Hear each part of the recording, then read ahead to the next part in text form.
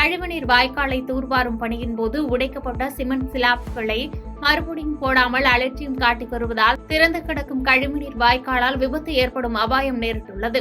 கடலூர் மாவட்டம் விருத்தாசலம் நகரத்தில் முக்கிய பகுதியாக கடைவீதி அமைந்துள்ளது.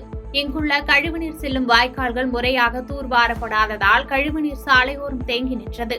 இதனால் ஆத்திரமடைந்த வணிகர்கள் கடந்த 10 நாட்களுக்கு முன்பு சாலை மறியல் போராட்டத்தில் ஈடுபட்டதை தொடர்ந்து விருத்தாசலம் நகராட்சி நிர்வாகம் ஜேசிபி இயந்திரத்தின் உதவியுடன் கழிவுநீர் செல்லும் வாய்க்காலை தூர்வாருவதற்காக வாய்க்கால் மேல் இருந்த சிமெண்ட் ஸ்லாப்புகளை உடைத்து தூர்வாரினர்.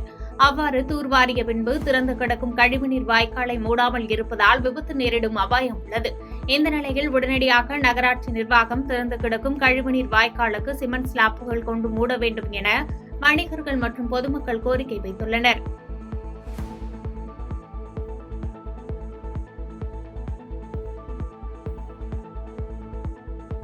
பாதகம் செய்பவரை கண்டால் நாம் பயங்கொள்ளலாகாது பாப்பா.